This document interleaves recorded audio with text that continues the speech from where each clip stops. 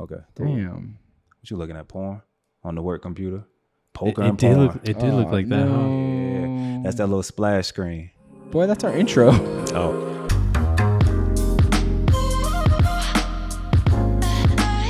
All right, everyone. Welcome to the Tethered Podcast. It is Antonio Brego, Enrique Malfaun. and we have a special guest today. I gotta say my name, or you gonna say it? You can say it. You say it with a little. Demarcus Allen. You know me. This is Demarcus Allen from Paris. He is a well-known fashion photographer. Amazing, talented guy. So yeah, very talented photographer. Thank you, man. We met a couple years ago, maybe 2017 January. 2017, and we met him through DxO. Mm-hmm. DxO 1, which a lot of people know from the sensor, right? They would check the sensor of cameras, the ISO. They would go into detail, right? That was a DxO Mark, the website. Yeah. And then from there, they started to create their own software. And then after the software, they created their own camera, which was the DxO 1, which had the famous 1-inch sensor inside of it. Yeah. And did you ever use DxO Mark? No, only every once in a while, just to look at like specs, right? Yeah. Didn't they do all that? I feel like I did all the time. Like every time did. I wanted to buy a camera, I'm like, which one has better dynamic range?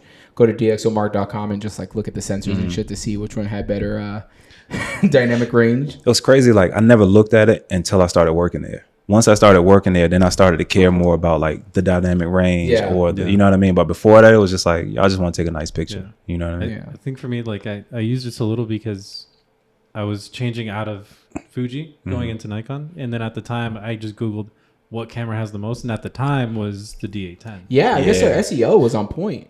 Because technically, when you would type that in, I think DxO Mark was literally one of the things on top that would show. Nikon. Yeah, Well, that was just for because, cameras, like anything, it would be on top of. but the especially Google search. that Nikon, because if I remember correctly, it ended up having like the highest score or whatever, and It did, yeah. so they I put did it up. D10. But then also Nikon pushed it, and then also DP Review pushed it, so it always kept them like DP right at the Review, top. I think I I saw remember that DP time. Review more often than DxO. Yeah. Yeah, I remember that time. Now, I think that's why I was so proud to have a D810.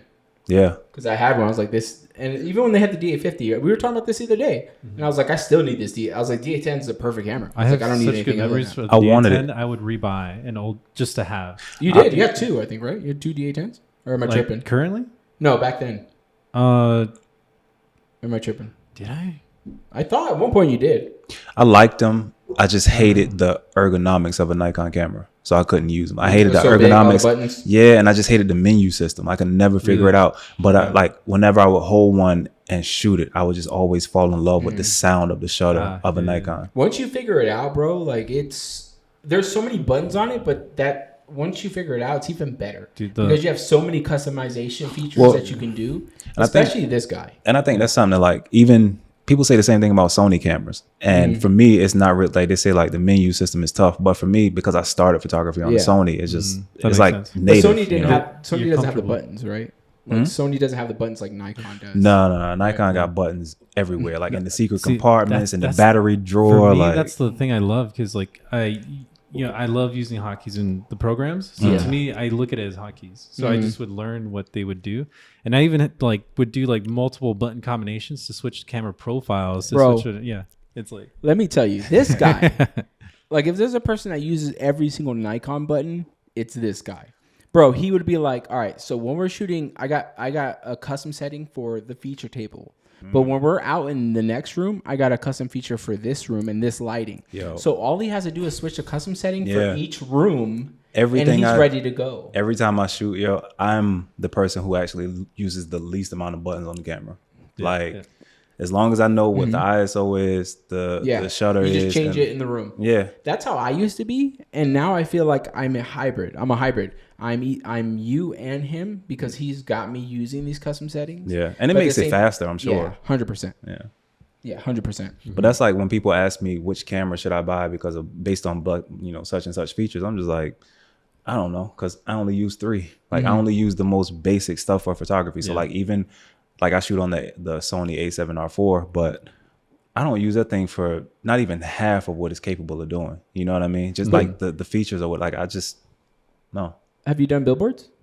Billboards. Have I done billboards? Because I know you do a lot. You do a lot of magazines and magazine covers and Yeah. Have your images been used on a billboard or something large print like that? Yeah. I mean, not billboards, but they've been using large prints. So it's good to have the A7R4 for that because it's 61 megapixels. So that's cool. But yeah, I keep it extra basic. I've done one billboard where it was actually on the Fuji X-T1. Yeah. I think it was like 16 megapixels. But that's the thing is like when you really look at it, it's like people say, well, is this camera good enough to shoot on a billboard?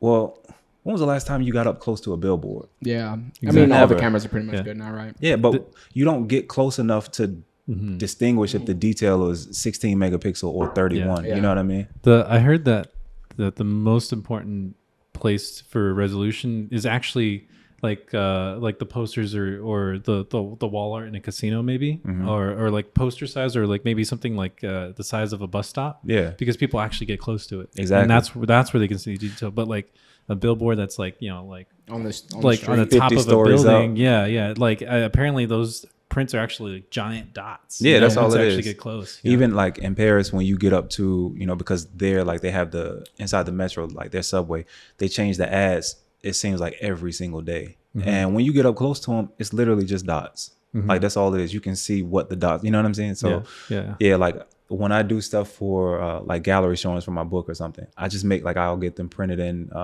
70 by 105 centimeters. I can't remember inches right now, but I'll get them in that size and it's close to this, to this panel on the wall. If I can get up close to it and the detail is good, then I'm cool. Anything bigger than that, then it's I know we're not going to be that close to it. You know what I mean? So, all right. Yeah, man. Welcome to Vegas. You just landed. Oh, well, yeah, I know we can't talk about dates. Don't even say that. Yeah, we could cut that. No, you can say that because we'll just put it as Christmas. Yeah. We'll just cut that. We'll just put it as Christmas. So let's take it back to because I don't even think I know this story. I know a little bit of your history, but I don't really know why you picked up a camera. Okay. And so maybe take us back on a journey. Beginning. Yeah. How did it start? Okay. Yeah. So I had my, I think, intro to photography when I was a kid. Not really, but like my mom, when I was a kid for Christmas, she bought me like one of remember those old film cameras that were like, they were just like a block. Like a long rectangle. Is it film? It was a Fuji. It was like I remember it was camera? a Fuji. Yeah. Is it a 110 camera? Something like that. Yeah. These little weird canisters that like that. Yeah. Okay. Yeah. Yeah. So I had one of those, and I remember I lost it. So I was just like, okay, well, this isn't for me. Yeah. And then when I got to college, I played football. So I played at the University of Kentucky, wide receiver and punt return, and I had a Sony CyberShot. Which I got literally just because I'm like, I remember wanting one of those too. Yeah, well, I got it because I was like, well, I just got here to this college that's playing in the SEC. We go to these huge stadiums every week. I want to have a camera so I can take pictures of the memories and also like the locker room talk, And so I got that camera and I would just take pictures like in the locker room or like different stadiums and such. And I remember we went down to University of Florida to play them in the swamp. And at halftime, somebody from their staff went in and just stole a bunch of our shit. So one of the things that they took was my camera. Damn. So once they took it, I was just like, well, I guess this ain't for me again. Yeah. So I just kind of like let it go. Fast forward a couple of years to, I think it was 2007, I started working 2006 as a parole officer. And then and working in prisons and like halfway houses. I did not know that. Really? I didn't know that. Yeah. That was part of my life that it was interesting, but I don't want to relive it. Yeah. I mean, it's parole officer goes through everything a cop goes through completely. Wow. You go through, the thing is you go through everything a cop goes through. You get the same 20-year retirement because it's hazardous pay. Right. But we kind of had like more rights than the police, right? Like for the police to search you, for example, they have to have, what's it called? Probable cause. Yeah. Whereas for us, the police would always come to us for people that were on paper because they're like, you guys only need reasonable suspicion. So if I just think that you got something in your house, I can just go in and check it. Yeah. See what I mean? Well, but that's because you're working with people who are already on watch. But that's what I found. Like, so I started in Kentucky, and what you realize is like a lot of these dudes are just on like a lot of the criminals are repeat offenders. Yeah. So the police would always kind of call us, and it was just I hated doing that job because like where I'm from, like I have a huge family. My mom is one of 16 kids. And so I just have a ton of cousins. And unfortunately, a lot of them have been in and out of the prison system. Yeah. So a lot of times I felt like I was locking up my family. Yeah. You know what I mean? Yeah. And I was just like, this ain't for me. Yeah. Real quick, like my brother was a parole officer, and kind of the same story. He was a parole officer for not too long, 3 years maybe. I want to say. Yeah, that was me. And a lot of our friends were in there. Yeah. Like my brother would be like, "Yo, you know, this guy's in there," and I'm like, "What?" Like, yeah, a lot of our friends were in there, and they would call him by his first name, which I guess you're not supposed to do, right? Yeah. You're supposed to call him. Yeah, so he'd always yell at them because he'd call him his first name, and they'd be like, "Bro, you gotta call me by my last name." Yeah. And it like so I split. I had my first year or so, year and a half in Kentucky, and then I switched to Northern Virginia, like near Washington D.C. And I left Kentucky because, for one, it was just like the salary was super low, and then also I remember there was one day I was this woman called me on the phone about her daughter who was on my caseload. So I was in charge of 126 felons. Wow. Yeah, I was like 22 years old. Okay. And I was just about to ask you what age. And she called me crying her eyes out, and she's just like, she said, "Yeah, you gotta help my daughter. You know, she's on drugs and she's gonna kill herself and blah blah." And I'll never forget this. I was in my office on the phone, and I'm trying to leave so I can go to the gym. And as she's talking, I roll my eyes, like, "Come on, yo, like hurry up." And I just remember I got off the phone, and I'm like, "This ain't for me. Like, I shouldn't not be like I shouldn't be desensitized to this. You know what I mean?" Yeah. So my thought process was, I'll leave this place and I'll go to Northern Virginia near DC, because one, it's home, so I can be closer to my family. Like at this point I was 10 hours away. But then also I was working with 18 to 21 year olds, 17 to 21. So it's like I can kind of catch them a little bit younger. You know what I mean? Yeah. And then when you get with them, you just realize it's the same shit, except now they're enabled by the court, because the court never puts it on them. They put the responsibility on the parents. So you're just like, yo, this is the lose-lose. Yeah. So at that point, I was just like, you know what? This ain't for me. My degree is my bachelor's is in sociology. I'm just going to go and do my master's, because I can't really do anything with this degree except social work. And that's not what I want to do. All right. So it's like, I can either go to school or I can go into the military as an officer. All right. So I told myself I was going to go into the Navy and just like fly. Right. I go in as an officer, like I'm cool. I had a meeting with the recruiter on a Saturday morning. I'll never forget, Friday night. I went to sleep and I had a dream that the drill sergeant kept making me do push-ups and cursing at me. And I woke up Saturday morning. I was like, fuck this. Didn't go to the meeting. And I just, at that moment, said, I'm just going to do my master's, because I can't have somebody screaming at me. Like, I didn't even like when my football coaches did it. Right. Really? Yeah. I hated it. Right. So long story, a little less long. Like I ended up looking at different master's programs. Right. And I found that I was more interested in international relations. Right. So I started looking at programs in Paris, in Rome, and in London. London was way more expensive. This is like when the pound was crazy. Yeah. And Rome was farther away. So I was like, well, shit, let me just focus on Paris. I had been there before, just because of a story for another day, but I booked the trip for me and somebody I was dating before, and it ended up getting canceled. And I was just like, well, I'm still gonna go. Yeah. And when I went, I just ended up meeting super cool people who happened to be photographers, right? Okay. So I was like, okay, well, they're out here kind of living their dream. This city is dope, and I feel like if I move here, I already kind of have like a support system. And I took, not for nothing, I took French in college. I didn't pay attention. Yeah, because I was an athlete, like you just whatever. Yeah, but I still had like the vocabulary in mind. So I decided on Paris and I ended up moving. But right before I moved, this was the year when George Bush sent out the stimulus checks. Remember? Yeah. And so when I got mine, I'm like, well, what can I get with mine? I think I'm gonna get a camera, because my family's never traveled to Europe. And you need to use it for groceries. Hell no. Silly, bro. But I'm just like, I'll get a camera. That way, like my mom, my brothers, everybody who's never seen Europe can actually see it now through like my camera. I don't know how to use one, but we'll figure it out. Yeah. Thanks. So I ended up driving to Raleigh, North Carolina, because they had their Circuit City had like the lowest prices. So I drove from DC to Raleigh one day after work, bought this camera. It was a Sony A350. And that's the small mirrorless. I don't know. Yeah, no, this was in 09. So this was like their point and shoot. It was a DSLR, but it was like the entry level. Right. And wow. Most people didn't. It's a big ass one? I mean, it's big, yeah. It was a big one? Yeah. But I bought, it was cheaper, one, because it was Sony, two, because they were just going out of business. So I bought it and I'm like, okay, I didn't even buy a memory card. So for the first 3 months, I was like, well, shit, why is it not working? And I realized I didn't have a card.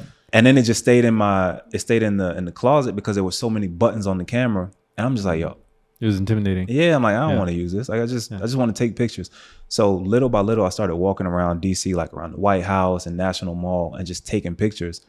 And so then when I moved to Paris, I was taking my master's classes. And then when I wasn't in school, I was just walking around the city taking pictures of the buildings, the streets, anything I could find. Mm-hmm. And it just so happens that like all of my friends were photographers. So I would just ask them questions on like, what does this button do? Or how do I do this? Or, you know what I mean?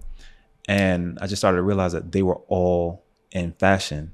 So it just kind of like spoke to me a little bit more, I guess, because I was always around it.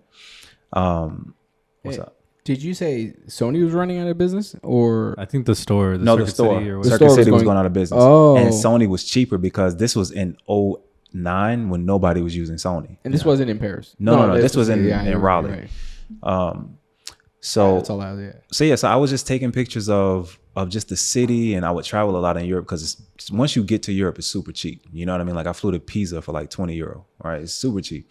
Wow. So it was too much to like, I would send these emails all the time to my mother just so she could see the city. And she would always show them in class to her students because she was an English professor.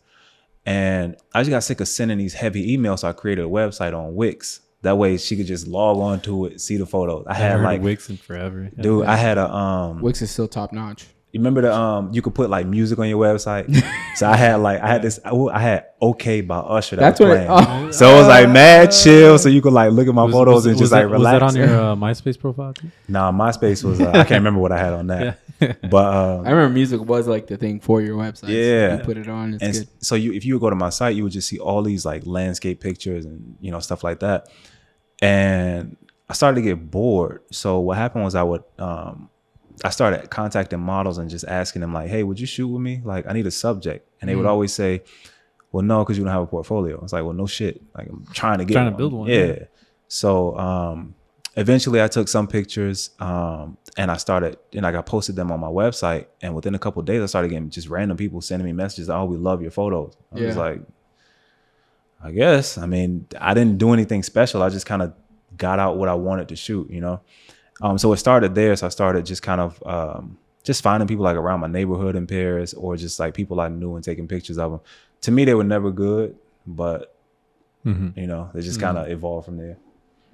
So you went to Paris because? To study politics and worked. I didn't say this, but I worked for the United Nations when I was there in African Rural Heritage. What the? Yeah. But you chose Paris because? I chose Paris because I took French in high school. I didn't remember any of it. So I took it in college because my degree was sociology, but it was arts, College of Arts. At the time, was it more for just the credit? Like when you took it? When I took it in college, it was just like, it was College of Arts. So you have to have a foreign language. Yeah. And so I was like, all right, well, I'll take French because I took it in high school. Even if I don't know it, I kind of got the basic, you know what I mean? Mm-hmm. So I took the same thing in college for like 2 or 3 semesters. And so when I moved, it was like, okay, well, I kind of got the smallest part of the language. I kind of understand it. Mm-hmm. And so once I found out I was moving, I think it was in like September of 08, and I moved in end of August of 09. So I would just listen to I would watch movies and just put them on French voiceover, and when I would go to sleep, I would put on headphones and put on like French talk radio, but based in Paris because Parisians have their own way of speaking and it's super fast. Yeah. So it was like not to learn it, but just to train my ear for when they're talking that fast. Dude, that's so weird. That's hilarious. Dude. So by the time I moved, it was like, no, hold on. What's up? So it's crazy you're saying all this because like I'm currently trying to learn another language right now. Mm-hmm. So I'm picking Tagalog because I just want to go to the Philippines so much. And one tip that I just watched today was like just listen to music, radio, watch movies, but like watch the subtitles in their language and obviously watch the movie. Because you'll absorb it even if you don't understand it. Yeah. And it's like what you're saying is exactly literally what you were saying. Yeah. He was literally he's like, dude, you want to learn something? He started telling me about that. When I would watch movies, when I watch movies, I would watch each movie 3 times, right? So I would watch it the first time with French voiceover and French subtitles, right? Mm-hmm. So I could hear it, but then also I could read it. And then the next time I would watch it with French voiceover but English subtitles. Mm. or maybe it was reverse. And then in the end, I just watched it pure, just French voice, and I would just kind of like try to grasp some yeah, parts. like you're not gonna know everything, but at least you could pick out certain things. And then like there's certain phrases that you would hear over and over and over. So I would just kind of like pause it and write it down. Yeah, and then I knew people there, so I would just like send them a message like, "Hey, what does such and such mean?" I would send it like on MSN or something. MSN. Oh my god. Damn, you're old, boy. Damn. Yeah. No, I just thought that was funny. I had to stop you because literally he was talking like, Yeah, bro, you were in the air when he was telling me about this shit. Yeah. Like literally telling me. It helps, man. Like just to train your ears to like, because like I said, Parisians speak super fast, and they got their own way of like certain slang that they use. So even if I couldn't speak it, like it's always slower for you to speak it than it is to like listen to understand it, because in your brain you feel like you sound stupid when you speak. You know what I mean? True, yeah. Even now when I say certain like sounds in French, my natural instinct is, oh, you sound stupid. But I don't like, I speak it fluently now, but you know what I mean? It's just, you kind of catch yourself. I mean, you sound good. I mean, I don't understand it, but I mean, you sound really good. Right. I mean, I've been there. Like I wouldn't have known you're an American, you know? Yeah, like when I'm there, if it's someone that doesn't know me and I start speaking French, then they either think I'm from there or they think my parents are from there. Yeah, it sounds really good. Yeah, but to be fair, like I've been there since 2009. Yeah, you know what I mean. Still, yeah. So I mean, it, like we're 2023 now. That's how many years now? I can't. It's been 13. 13 years. This is my 14th so year. yeah, like what it takes about 10 years to say to like get close to master something. No, I think it took me. I speak better now than I did years ago, but I had I could speak fluently after like 10 months. Oh, wow. But you're living like my first. Well, how about the part of like sounding authentically? Like did like people think no, you're a fraud? Like maybe you could speak fluently, but did you have an American accent? No. Like there was a handful of words that it could kind of come out, but for the most part, like I told people around me, yo, don't tell, because French people have this thing of like, if you say something and you have an American accent, they kind of smile and they say, oh, c'est mignon, which means like, oh, it's cute. And I'm like, yo, don't tell, like, no, if I make a mistake or if I don't say it the way you say it, tell me, because I don't want to sound like want that too. Yeah. So like I moved there, I started classes like September 4th. And so I was there from then until Christmas. Then I went home for the break. But that first couple months, I never spoke French because in my brain, I thought I sounded stupid, right? And in Paris, you could live there forever without speaking French. Like, like you can just. That's how I feel about like Philippines, where it's like part of me sometimes feels silly. That's like, well, everybody speaks English in the Philippines. Yeah, but I want to learn it. Well, that was the thing is like, in one side of my brain, I'm like, well, you don't have to learn it. You're just here for your master's and then you're going back home, right? Because I thought I was leaving after I finished. But then the other side of your brain is like, yeah, you're being mad disrespectful. Yeah. Imagine somebody comes up to you in South Carolina and just starts blurting out Chinese. You're gonna get kind of annoyed because like they're trying to force that on you, and when this isn't the place for it, you know. Kind of. I mean, America doesn't technically have a language, but you know what I mean. So that was a good way for me to learn. Like I had a full grasp on it after a couple months, and then after that, it just kind of got better with like slang and stuff like that. You know, just to bring over to the photography side again. But like I guess like the obvious answer is that like a lot of your friends were already in fashion. But do you feel like you were accelerated into the fashion world because you were in Paris, which is like, it's the fashion from capital, Virginia. right? You put the cheat code in. Yeah, I'm from Virginia. I mean, so but like you basically learned photography in Paris as well. So it's like, well, that's the thing is like, it's weird even when I get like new clients and I explain to them that like, I'm an American photographer, you know what I mean? But I've never done photography in the States. I just happen to be American. But everything I learned with photography has been in Paris. So it's weird. It's a weird mix because a French photographer will tell you, I don't shoot like them.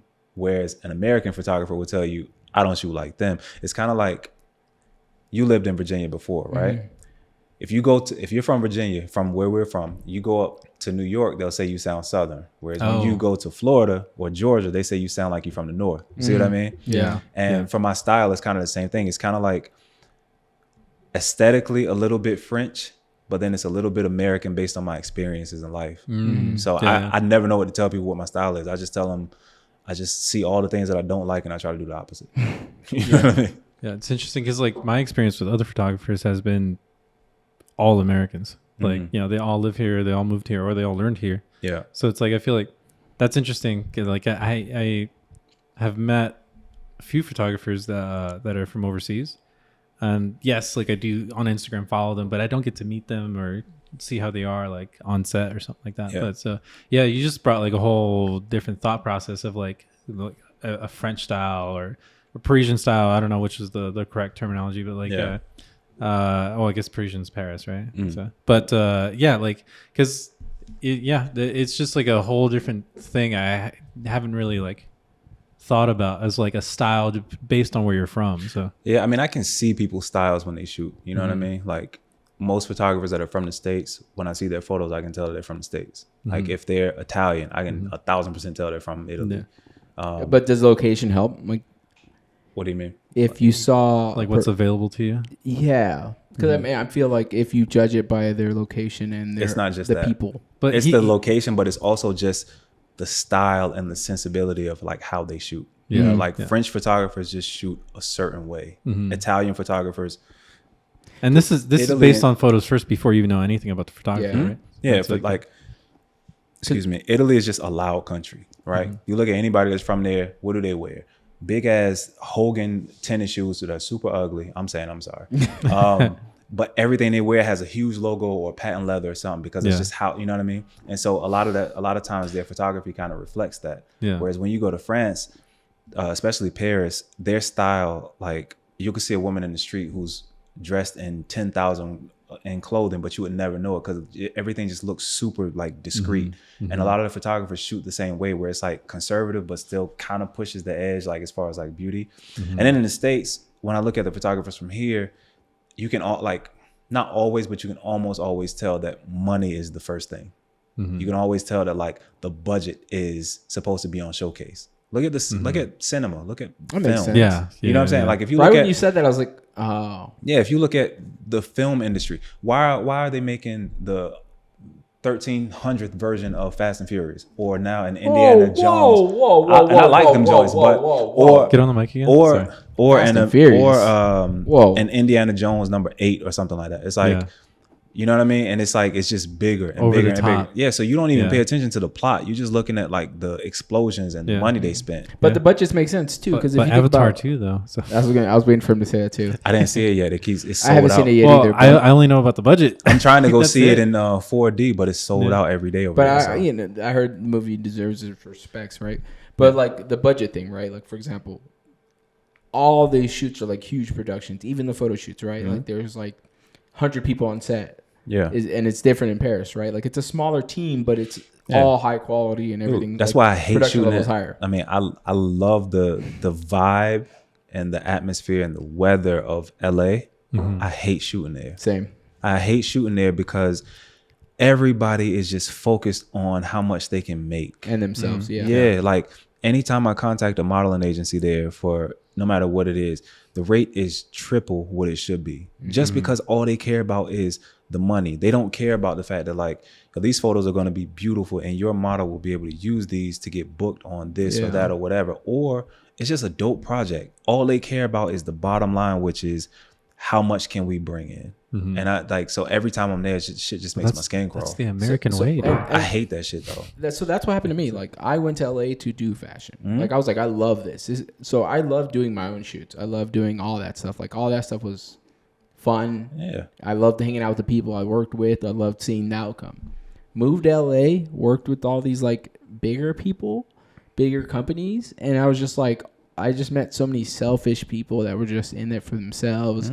They wanted to go, like, I get networking and stuff, but it just wasn't me. And it's just like, I felt fake being around these people. And I felt like I had to be someone else. You know what I mean? I hit up because I got a shoot in LA soon. And I have a couple off days. So I hit up like some stylists just to see like, you know, who's in town, who would be interested in just doing like some simple photos, but like just a personal shoot. You know what I mean? I don't think my work is trash. So I do. Appreciate it. But so, I don't think my shit's trash. And I say that because like in the end, you'll benefit from the photos as well. It's not just me. Like we'll all have something in the end that we collaborated on that we can use.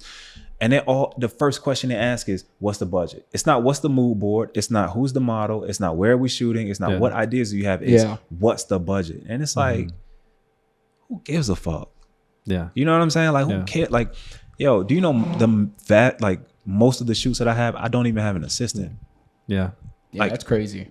I mean, it's annoying sometimes, but yeah. I started photography that way. I started photography literally walking around Paris and taking pictures. So when I'm on a photo shoot, like I get people my inbox every day, somebody asking if I need an assistant. I'm just like, yo, I don't even know what to tell you to do because I'm just so used to doing everything. Yeah. You know what I mean? And the crazy thing, your work is amazing. Appreciate it. The far out, your work is amazing. Every time I see your photos, I'm like, damn. And I guess this is the American Every time part. I see that shit, I just think of, damn, this could have been different. Yeah, that's everyone, right? Yeah. But like every time I see your photos, I'm like, damn. And I guess this is where the American side comes in. What was the budget for that? Oh yeah. Let me tell you. No, because it looks like your shoots are huge, and then it's just you with a fucking camera. And that's the thing. You've with been no with lights. me because he That's came what I'm with saying. me in It's just you Mexico. and a fucking camera and no lights. Yeah. You just out there shooting. I'm like, God damn. So one of my boys, man, he does like video production, so like music videos and short films and stuff like that in Paris. But he connected with everybody, and we were having lunch one day, and he looked at my book, and he bought a copy like right away. We were in the middle of a restaurant, and he just like ordered it on Apple Pay and whatever.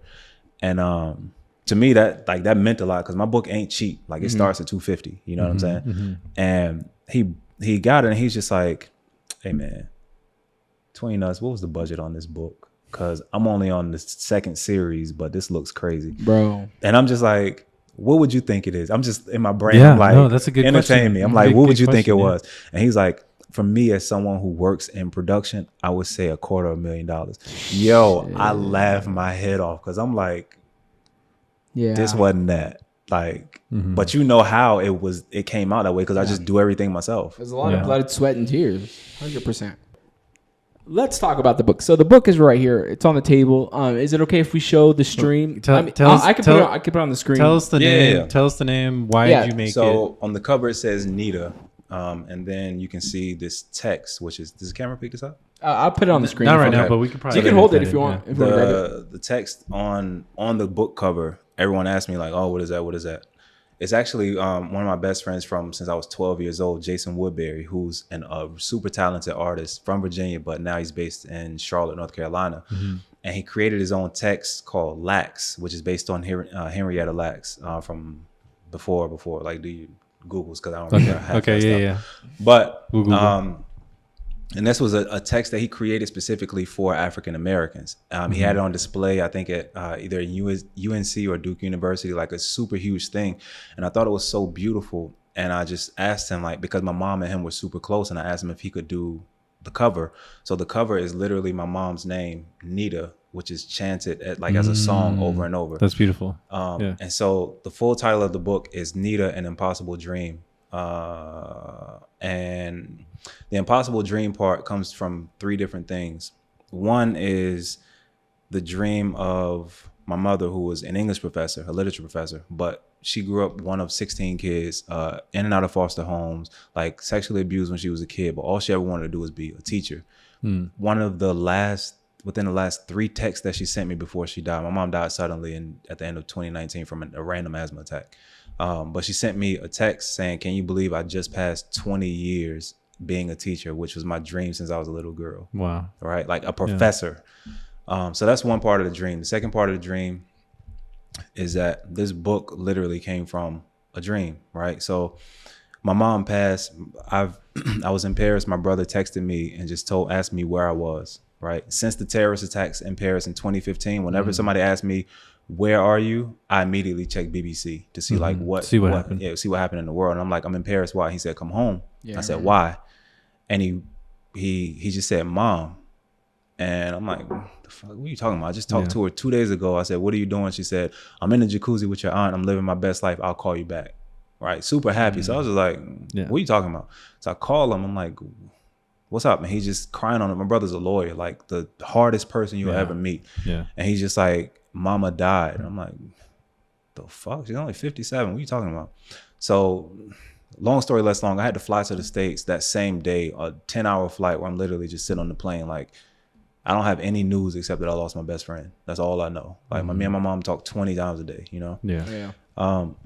So I'm sitting at her funeral, and the way the church was split up was like on the right side was like family friends, and the middle was like her co-workers, so like her students and her her colleagues, and then on the left side of the church was all of us, so like her family, which that was a ton, right?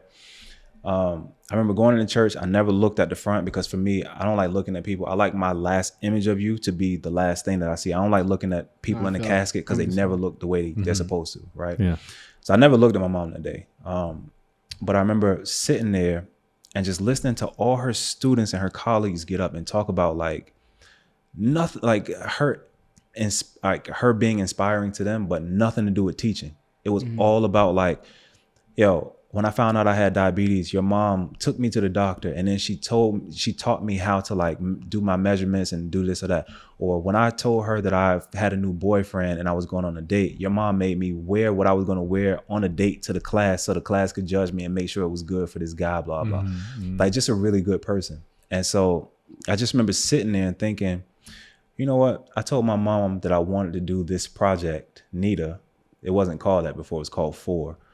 But I told her, but she was the only person I told about it in 2015. And I never did it because I didn't have the money, right? It was super expensive. The original idea wasn't a book. It was an exhibition that I was going to go around the world and just shoot Black models in these beautiful locations just to show the strength and the beauty of Black women, because my father died a week before I turned 5 years old from cancer. So I was only raised by Black women, right? So it's kind of like an homage to them.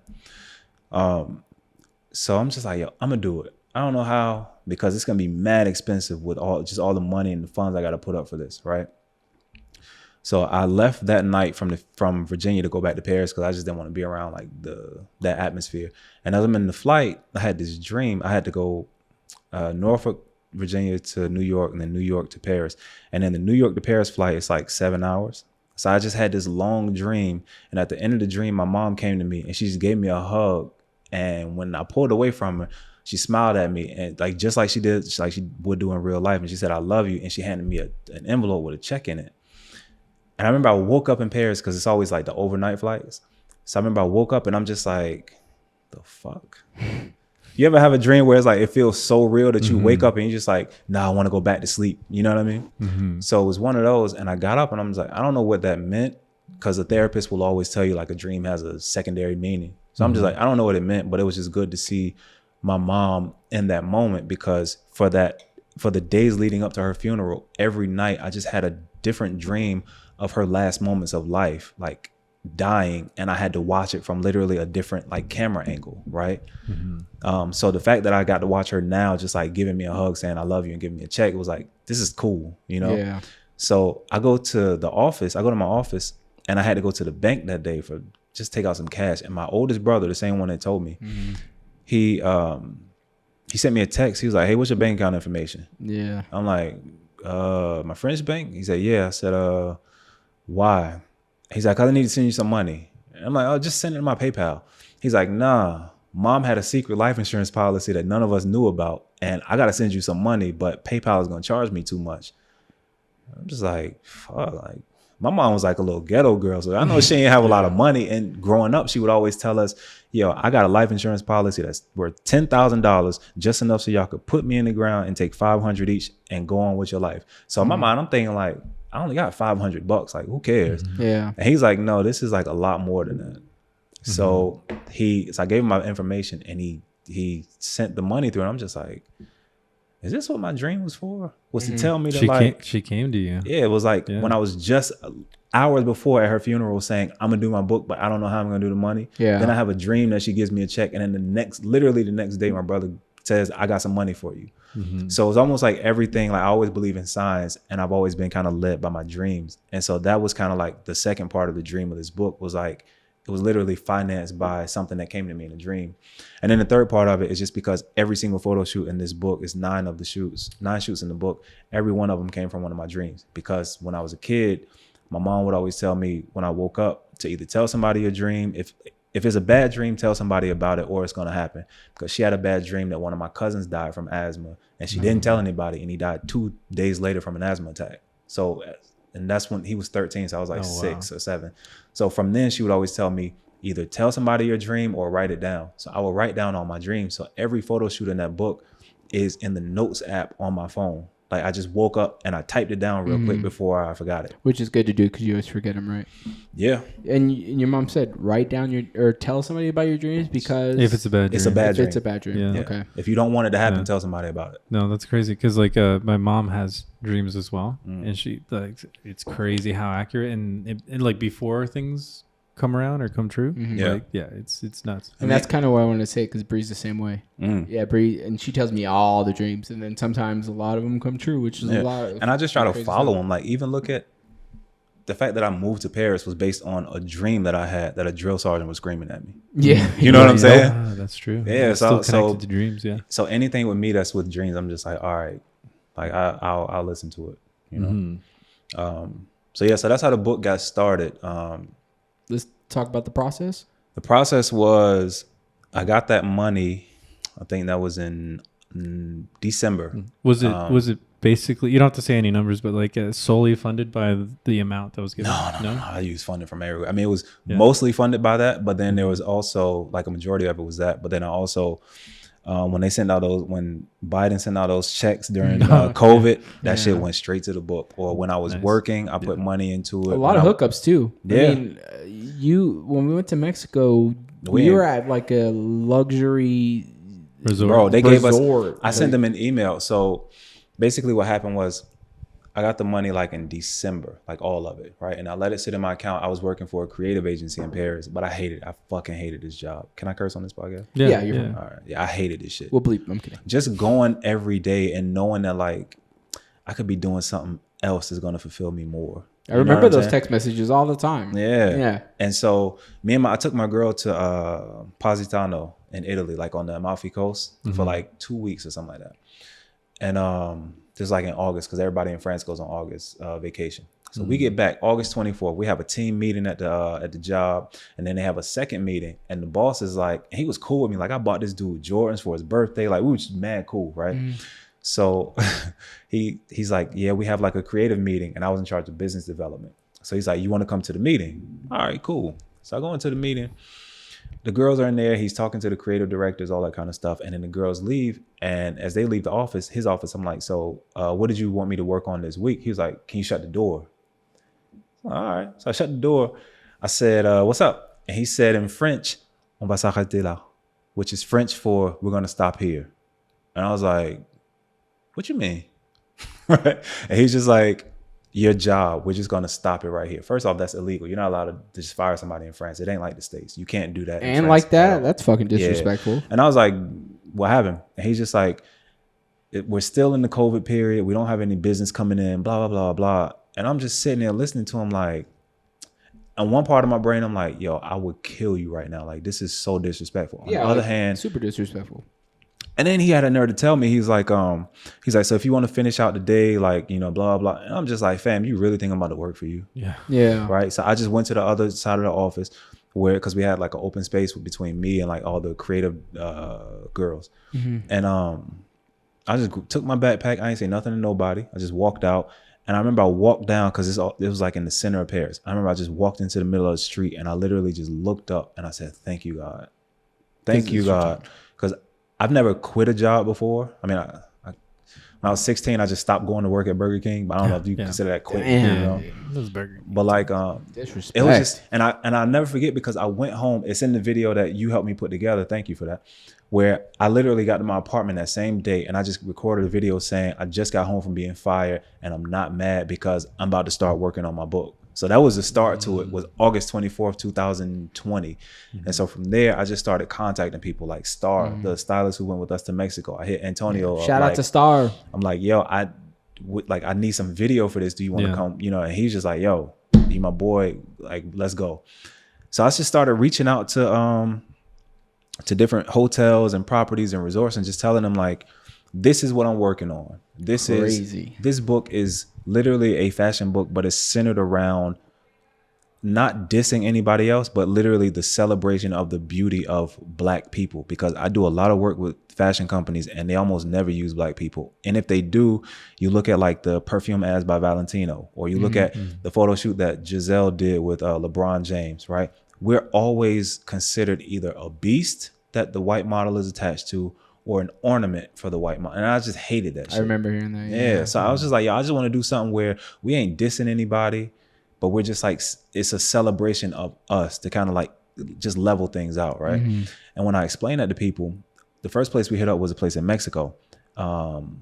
Quick Smiler, shout out to them. Shout out to Davis Gerber. Yes. Because when we got down, well, when I sent them the email, I didn't realize that the guy Davis who runs their marketing is a photographer. Fantastic Canon shooter. Yeah. And So like his work is just super beautiful. Can we put his Instagram on here? Yeah. Yeah, why not? Shout out to David.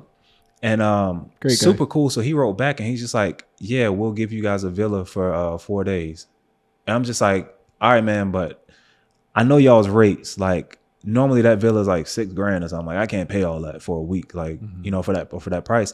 And he's just like, no, don't worry about it. Like, just let me tag along with you guys and like do BTS. And I'm just like, what a legend, bro. dude. He loved it too. He was like, you guys are way cooler than any other companies that come out here. The week before we were there, Inez and Vanud were there shooting for Vogue Paris, which the shoot came out. It ain't. Yeah. But we might have to cut that. So yeah, But we can bleep it. Yeah. But like the idea though was just like he was so cool and like he really believed in just the idea of the project. So he was just like, yo, come down here. Don't like the only thing y'all got to pay for is the car, like to take you guys around the property because we got to pay for gas and tip for food. Yeah. Other than that, yo, amazing. Antonio saw me so stressed, yo, because. So I didn't realize this. So the last day that I was shooting for this whole book, right? Because I always believe in signs and dates or whatever. The last day that I was shooting was September 3rd. That's the day my mom died. The day that we started shooting was February 22nd. That's the day my best friend died. Like from when I was 4 years old, he died when we were in college from leukemia, God rest his soul. But it was almost like God kind of gave me these things of like, here, you get to replace those bad memories with something cool. Yeah. You know what I'm saying? That's true. And like, so when we were down there the first night, Antonio was pulling out the drones and he got the batteries and he's just like, yo, I'm charging up everything for tomorrow. So just let me know where you want me to be. And Star, the stylist, she's in the, like in a different wing of like the villa, pulling out all the clothes, like these super nice gowns and everything. Yo, I started to have an anxiety attack. But when she's pulling them out, I literally just turned around and walked to my bed. And I just laid down and put the covers over my head in front of everybody. I do remember that now. Yeah. I remember you being in bed. Yo, I do remember that. I laid down because I was. I do remember that now. So what the fuck you doing, bro? Yo, I was so stressed. I forgot all about that. Because in my mind, I'm like, yo, your mom gave you this money to like build something. Oh, man. You are on the verge of possibly fucking everything up. Yeah. And you flew all these people to Mexico. Like Antonio came from Vegas. Star came from LA. I came from Paris. My flight to get to because nobody knows like my flight routes. I had to go Paris, London, Dallas, LA, Mexico, LA, Dallas, London, Paris. Just to get there for this one shoot, right? And then you had the makeup and hairstylist and the model come from Mexico City. So in my brain, I'm just like, yo, you about to have all these people here for nothing. You about to waste their time. These photos are going to be trash. And I just got, the only thing I knew what to do was just go to the bed and just put the covers over my head and just lay down. Bro, and it's so funny seeing it from a different perspective because I'm just like happy, excited. I'm like, yo, we're about to kill this shit. I walk in and Demarcus is like this. Bro, he's like, I can't believe it.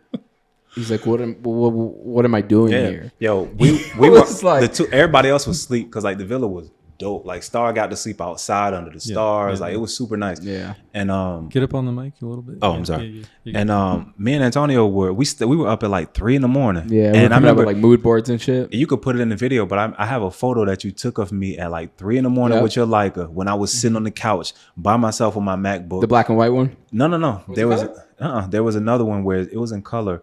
But it's just me on this couch, like trying to like, what was I doing? I was trying to like format all my memory cards. And the whole time I'm just thinking, you better not fuck this up. I remember. Right? And I remember like the first day we got up and we just kind of like started looking around the property and like figuring out where we're going to shoot. I'll never forget. We went to the palm tree fields and we can put, I guess y'all are going to add like the videos. I mean, the photos on the screen. We could do that. Yeah. we got to the palm tree fields, and I remember Antonio was standing there like filming the video, and then I took like a handful of photos, and I looked at the back of the camera, and my first thought was, I'm gonna kill this book. Like, that's the only thing when I saw those photos, it's like, yo, this is gonna be so dope. And I was just excited from there. And I got to the airport. And you just kept peeking it and peeking it and peeking it. Every photo shoot we did just kept looking better. I almost quit. And better. I almost quit after Mexico. Because you were like, that's it. No, because I got to my gate to go back to LA to fly back to Paris. And I was checking my Bank of America app because I have my French bank and then I have my Bank of America, which is where like all my money from like for the book was. I remember I checked my app and I just saw how much I spent on top of the fact that we got so many discounts and hookups. I'm like, damn, I still spent this much. Yeah. I was like, yo, this book about to be 3 shoots. Like, because originally it was supposed to be 12 photo shoots in the book. And then I just realized like, yo, that's going to be a lot. That's going to be redundant. People are going to get sick of me. I feel like 8 was the number that I was going to go for. And then I put in a 9th one as like, because 9 is the number of completion, you know? But originally it was 12, and then I started to see my bank account go down. I'm like, nah, this. You were stressing before we even got to the airport. Oh yeah. We were sitting on the same couch, and you were just like, bro, I don't know how I'm gonna do this. I'll tell you some funny stress. We were sitting by the pool, literally sitting by the pool, and I looked at Antonio. I'm like, yo, we leave tomorrow. We need to get COVID tests. And this dude was like, no, we good. We didn't need him going down here. And I'm like, yeah, but we going back to the States. So I just went started Googling. Dude, I went on CNN real quick, and that shit said you have to, like, you don't have to have a test to leave to go to Mexico, but to come back in the States you need one. I'm like, yo, Antonio, what we gonna do? So we just, all of us, me, him, and Star, and what was his name? Mario. Yeah, we just got tested at the airport. Yeah, like we were just sitting around the $30 or something. We were sitting at the dinner table like, yo, what we gonna do? Yeah, the breakfast dinner. Yeah, and there was a moment where I got Antonio's test allegedly, and I started to like, man, I'm about to Photoshop this shit. And then allegedly, but you ended up taking. And I just took it. I just took like because it was from Mexico. I think they let us take like a antigen, like 20-minute test. You just skip your test, no, or did you make it? No, I made it. You made it? I thought you. Yeah. That's how I ended up an extra day in Barcelona. Yeah. Same thing. Just like I didn't know. Got the test too late. Yeah. Had to spend an extra night. And this was recently, right? Yeah, this is like So they're still doing it 7 months ago. And no, it's gone now. I since then been to Spain again, and I did not need a test to come back. Imagine we just sitting around like at the pool, like, oh, we good. We don't need a test. Like, all right. So yeah, it's fucking hilarious. Cause now I think about that bed moment. Now you know why. Yeah, and I remember you telling me, but it's just funny to think about. You were just in the bed, like, and in everyone else's mind, we're all having a blast, and you're just in bed, like. Because I'm like, y'all having a blast, but I'm the one paying for y'all's blast. And you're stressing. The photos ain't really like in my brain. I'm just like, you're stressing. Even if I have like a simple portrait shoot, the morning of the shoot, I want to cancel it just because I always get stressed that I'm just gonna mess it up. Do you feel for your producers a little more now? I'm just kidding. Hey, can I go pee real quick? Go for it. Yeah, don't worry about it. No, so just back from the break.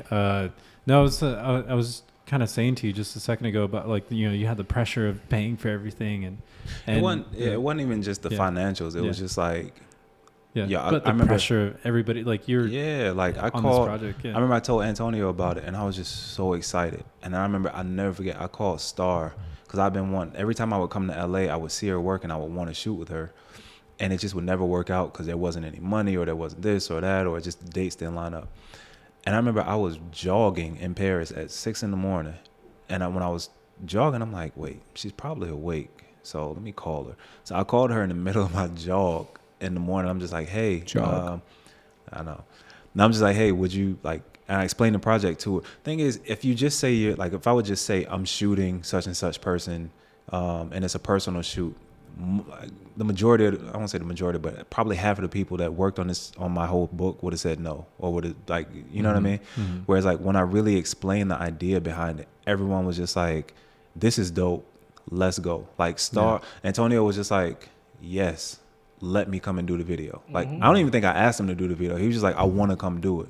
Star was just like, this sounds so dope. Just get my ticket and get it so I can stay a few days in Mexico to spend time with my grandmother because I don't see her that often. You know what I'm saying? And that was like, for me, that was super cool because it meant that like, okay, this is something that's like dope beyond me. You know what I mean? It's easy to have an idea that you think is cool, but for other people to think your idea is cool, you know what I mean? To the point that like they're willing to work with you on it. Like that's, to me, that's like super special. I'm feeling a little FOMO. Shout out to Star. No, it was great. I mean, there's zebras in Mexico. Who knew, right? Yeah. I definitely want to talk about, and I want you to go into detail. Barcelona or Brazil. Sorry. Oh, I was like Barcelona. Yeah, Brazil. Yeah, because I know there was some crazy stuff that happened on that shoot. I ended up having to go there twice, actually. So the book is, so basically, to put it in context, like the book is shot within 6 months. I shot in Mexico, California, Paris, Milos, Santorini, Namibia, Cape Town, Brazil, and Bolivia, right? I had to go to Brazil twice because the first time that I went was right after and that was another add-on to Mexico, was like I went back to LA for like I think a day or so, and I had to shoot an actress who was having like her what are those pictures called? Maternity pictures. Yeah, I shot her pictures like the day that I got back, so I couldn't rest. And then the next day I had to fly from LA to Miami to Rio, Brazil, right? So one of my boys from high school went to Brazil with me. He was my quarterback in high school when I played receiver. And he's a therapist up north now, originally from New York. And he just kept saying like we reconnected years and years after high school, and he's just like, I love that you do this because it's so far of like it fits you, but you were never a photographer before. Yeah. So like I would love to come and just kind of see like how everything works. So I was like, well shit, come to Brazil. Like I'm shooting there and it's sunny there. So, you're in New York or Connecticut. If you need a break from the cold, just come down here. It was like February. So he came and so he got down there. Mind you, when I got to Brazil, you see this scar on my face when I squint and here on my nose. Yeah, so I had a layover before I got to Miami in Atlanta from LA. I was staying at my brother's house, the same lawyer, and just panicking over this book and just how I was gonna make everything work. I was walking through his house and I just passed out and from stress, and I knocked a hole in the wall. And I went straight down to the ground and hit my face and broke my nose and cut my face up. So I still got to get it lasered off. Yeah. But so I got to Brazil with just a big ass bandage on my face. Like, okay, well, nice start to the trip. Yeah. So my boy gets down like the next morning or whatever, and I take him to a party one night. Take him to the party, and the idea was just like, okay, I know somebody here. They're having a birthday party. We're just gonna go for a little bit, have a good time, and then the next morning I gotta shoot for my book, and then the day after that I gotta fly to Bolivia to shoot there.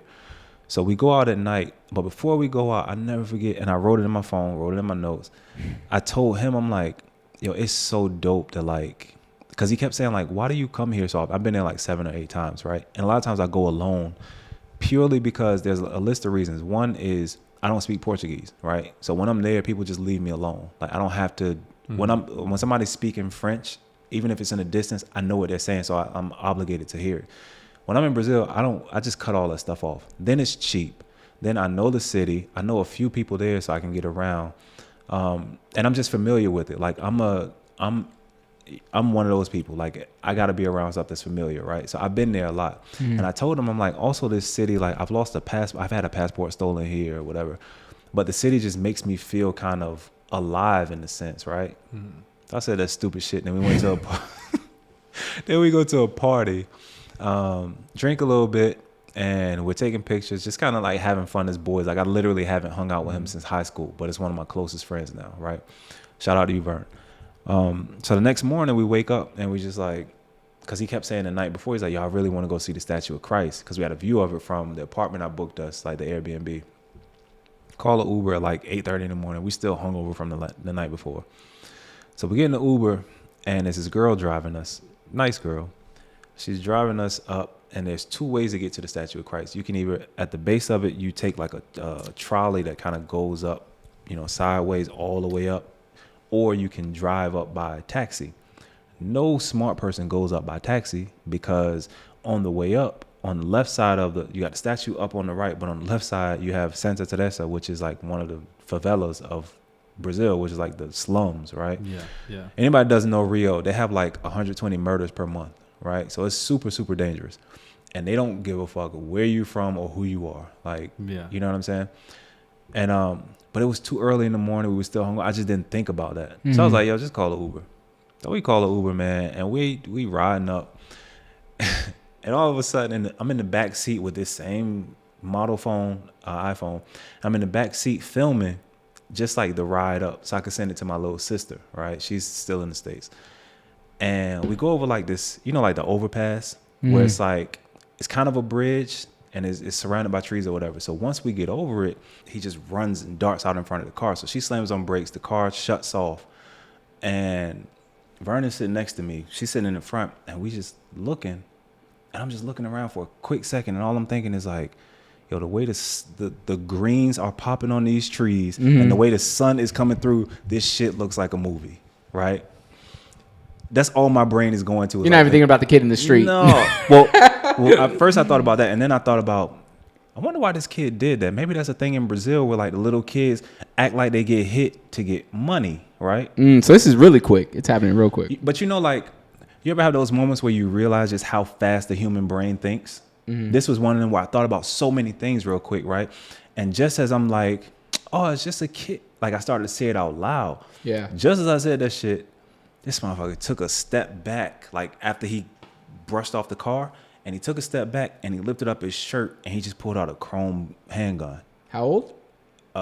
When I saw him, I'm like, yo, he got to be all of 16. Damn. Right? So I'm like, we just sitting there, and the girl starts screaming, and I just look at Vernon, and Vernon look at me, and we just like he's from New York, like, you know, I'm from like one of those backgrounds where you just like, okay, I know something's about to go down. So I'm just like, oh shit, what's going on? So he starts going like he's pointing the gun at the car, speaking in Portuguese, and he starts going like this, and I'm just like, oh, he's shaking. Not shaking. He's just like telling her like turn the car off. I was like, oh shit, it's already off. So he runs over to her side, and he puts like he starts screaming at her. She's crying her eyes out, and he's just like he's saying something in Portuguese. I don't speak Portuguese. I know a few words, like enough to get by. I don't know what he's saying, but she just start emptying out her wallet, like bank cards, ID. Once you give out your ID, I'm just like, oh, shit, that shit got your address on it, right? So he doing all of that. My dumb ass is still sitting in the back with my phone because I was filming my little, like something for my sister, and it just hit me in that moment. I'm like, oh, I just got this phone a few weeks ago. It was like when the iPhone 12 Pro came out. I'm like, oh, you ain't gonna get this. So I started doing one of these because he's like right here at the window. I'm like, yo, let me just hide it behind, and I'm gonna just get it low enough where the door panel is, like where the window comes on. Like I'm gonna get it low enough so he can't see it, right? Bro, I got that shit about right here. Dude was getting her stuff, and he did one of these, the double take. Once he did the double take, I'm like, oh shit, he got me. Man, he swung that gun around. I was like, the phone was on, and I just did one of these. Like I turned it off, make sure it was, and I gave it to him because in my mind I'm like, Apple uses the two-step authentication. Like he's not gonna get in my phone. I don't care. Yeah, like, you can't get in that. And I got insurance, and I got iCloud, so it's fine. Take my phone. So he took that, and then he looked at Vernon. Vernon gave him like $300 or $400 of their money, which it's not crazy. It's like $50, right? Well, then he came back around to me, and he saw my Nike backpack between my legs, and the zip was open, right? But it was the back part that was open, so you can't see anything inside, so it really looked like it was empty, right? Of course, a smart person would say, well, why you got an empty backpack with you? But it looked empty, so I tried to play on that. So he's like, give me the bag. And I'm just like, my mind literally didn't think about dying. It was just like, yo, if he take my bag, I can't shoot tomorrow, and I can't shoot in Bolivia, and I got to go buy all this stuff again, like, because I didn't have, at the time, I didn't have insurance on my equipment. I was just kind of like run and gun. So, yeah, like, so, this dude, man, that shit trips me out. So I'm like this. I'm like I don't speak Portuguese. Man, he pushed that gun over here. I was like, all right, bro. So I started like lifting up the backpack between my legs, but I'm doing it mad slow. And I'm just like, in my mind, I'm like, yo, please let another taxi come. Just one, let it ride by. Man, as soon as I got the bag to about right here, he saw another taxi coming in the distance, and he jumped back into the bushes and like ran down back to the favelas. Mind you, he robbed me in some flip flops and no mask. You know on TV you always see the robber has a mask on. Yeah. We were a car because it was COVID. A car full of people with masks on, and the robber ain't have nothing on his face, and all he had on was some flip flops. You know what I'm saying? Yeah. Took all our shit, put it in like a little plastic grocery bag, and jumped back into the woods. And the girl is crying. I just remember looking at Vernon. I was like, "You still want to see this statue?" And he looked at me. He's like, "We almost died to see him. We might as well go see God now." Like, so we go up to the top, and the police officers there, they were just like, they're like, "Okay, cool, come with us." I'm like, "Fam, we just almost died to go see this. I've seen it before. My boy hasn't, so we're gonna go up." So the cops are laughing, and they're just like, "All right, man, go ahead, like whatever." So we go up, take pictures in front of the statue. I'll give you that picture. The first picture, like after we got robbed, we come back down, crying and shit. I had my head like this, and Vernon's just laughing. But like, so the cop was like, he said, "Okay, well, we can either give you this little piece of paper for you to go online and fill out a police report yourself, or we can drive you to the police station." And I'm just like, bro, if you give me this piece of paper, that means I got to call another taxi to go back down and get robbed yet again. No thanks. You can drive us to the police station. So they took us to the station in Ipanema Beach.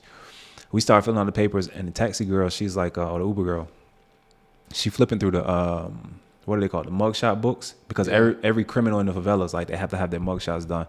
So she flipping through, and she's like, "Oh, that's him." And I look over, I'm like, "That ain't him." Like I used to work with the police, like I can recognize a face. That ain't him.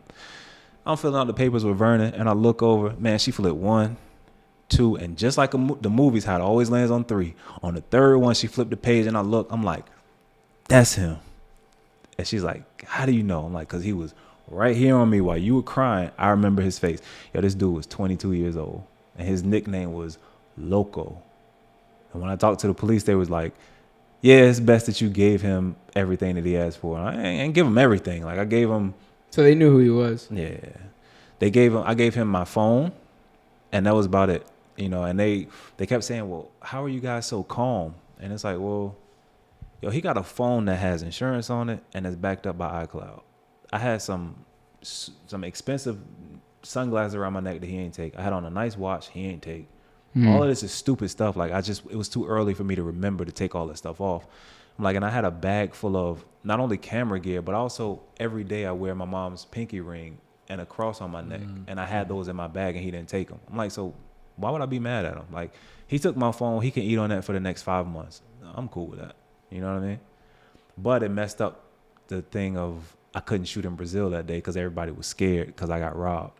So I had to fly to Bolivia just with an iPad with no phone to try to make sure my shoot was organized. I shot the entire time in Bolivia after getting robbed, went back to Paris, and then had to go back to Brazil like a month later to shoot in a different favela, which was a whole nother story because we had to pay ride through the favelas on scooters, pay the kids. They ride us through while the banditos, they call them, the gang members, having literal shootouts with the police. You get all the way to the top. It's a line of them with guns. You got to give them a bag of beans and a bag of rice. And then they give you access to climb the mountain. We climb the mountain for an hour, and then we could shoot up there. The whole time you're shooting, you hear gunfire. And then you come back down, ride through the same streets of the favelas, and then that was the end of the shoot. Wow. That's insane. Holy shit. Stupid me. And then, of course, like I didn't learn the first time. We were on the back of the scooters on the way down, and I'm back again with my phone. Your phone. I was like trying to film on the back of the I got the video on my phone. I'll give it to you. But I'm filming just like riding on the back of the scooter. Man, all you hear is, "Oi." Nah. And I'm just like, ugh. So the dude that's driving the scooter pulls over, and these 2 Brazilian dudes come up, and they're like, "Gringo, Americano?" And I'm just like, "See?" And he's just like, "Be careful with your phone. Don't have it out because people don't like to be filmed here. Easiest case, they'll take your phone, but a lot of the guys here will kill you." And I was just like, "Oh, okay. Well, I guess that's going back in my side pocket." Yeah.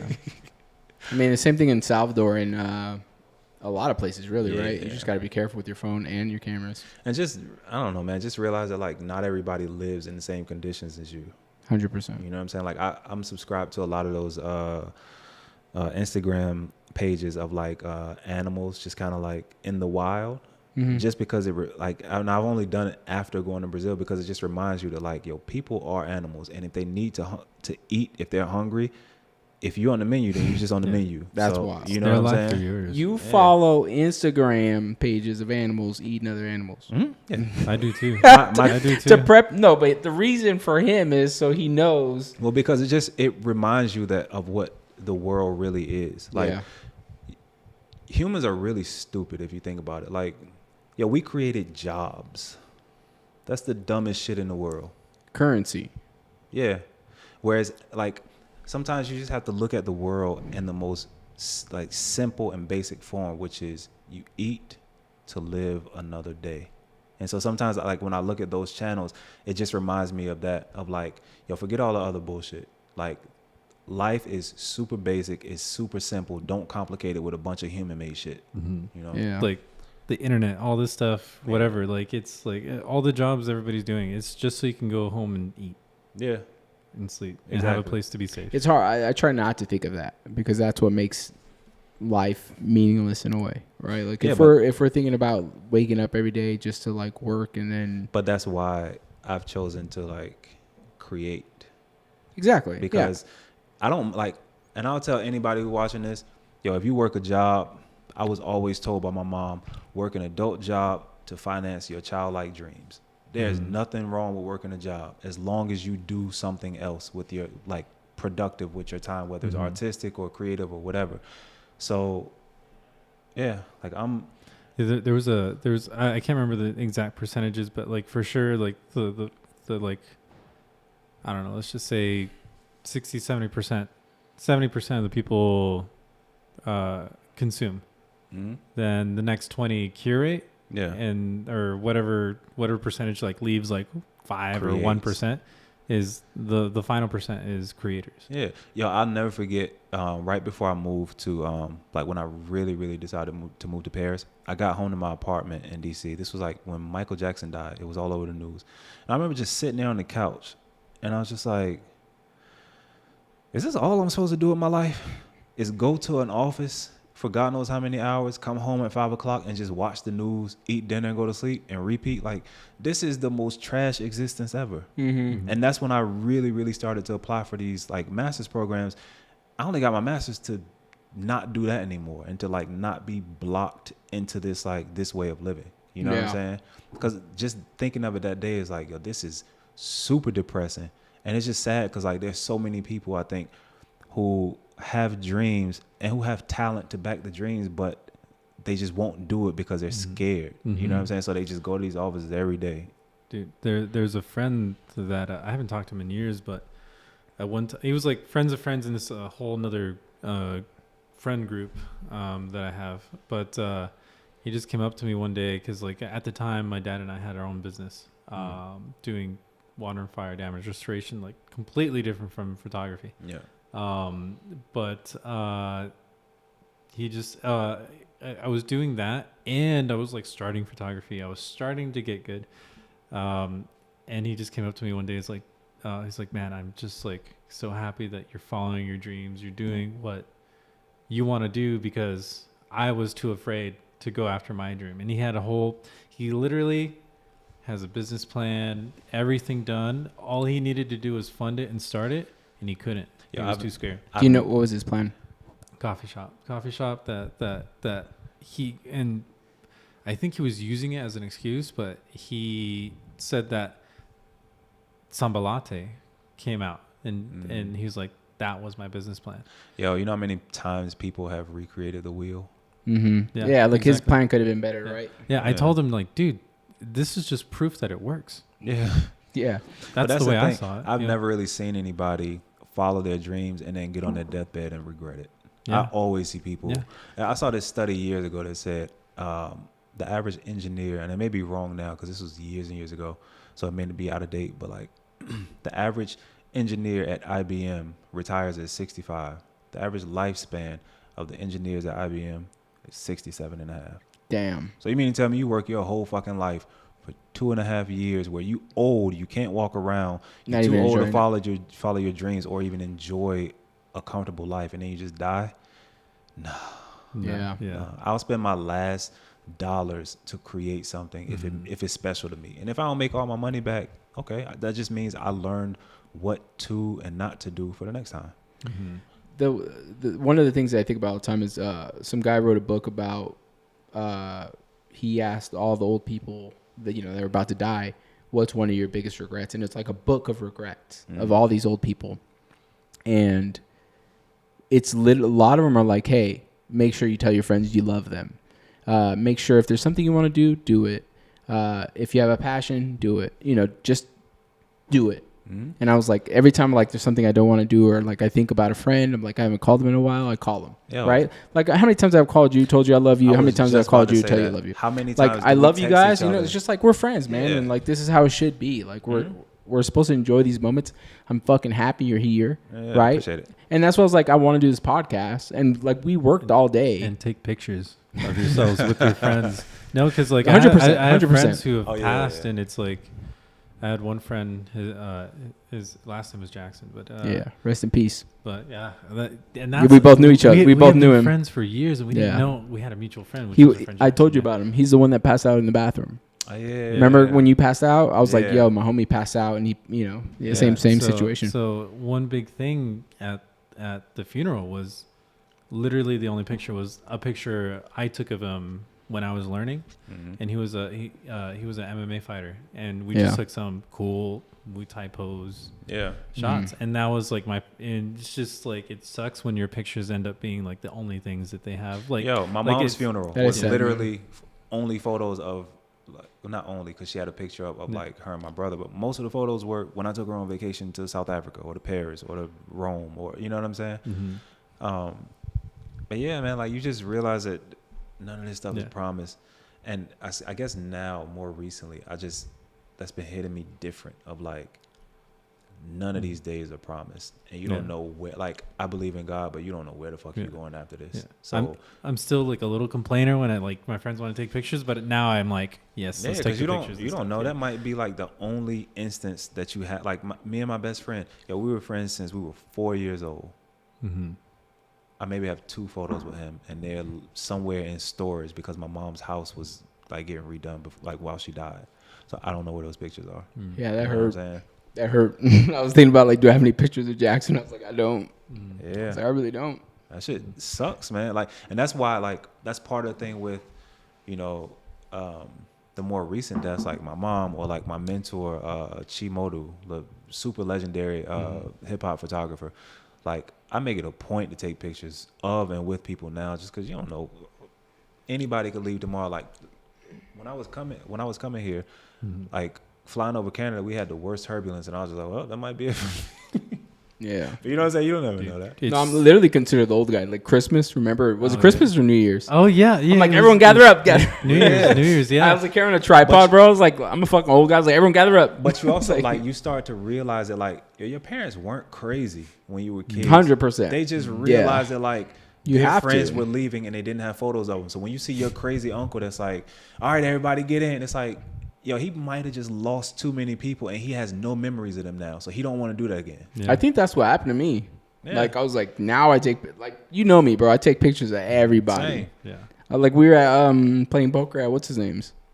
Oh, Jay Wasley? Yeah. I was like, this is a fucking moment. I was like, let me capture this. Like, I just met you guys, but you guys are awesome. Let's take a picture. And they're like, oh, okay. Yeah, you just realize that, like, all these dope moments that we lived, you will never see, like, you'll never relive them.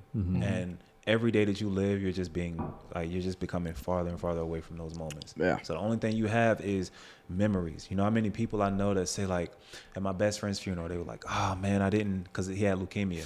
I knew the whole time, you know, like he got it. He had it. My mom thought he had thought he had like an ear infection. And then he came home from college. He went to William and Mary. And was sick, couldn't even go down the steps to eat. So she would bring food over to him every day. And they got rid of, like, it left his body, and then he came back. And I remember he called me when I was in training camp in football. And he's just like, cancer came back, man. I'm kind of like, I don't know, I'm kind of worried this time. And I literally told him on the phone, I was like, don't worry about it, man. If you die, I'll just get you tattooed on my arm somewhere. Mm-hmm. I came home from my aunt's funeral, and my mom was crying in the kitchen, and I was just like, what's wrong with you? Like, I mean, I knew her sister had just died, but she's like, you need to call your friend. I called him on the phone, and he was like, yo, the doctors just said I got 3 days to live.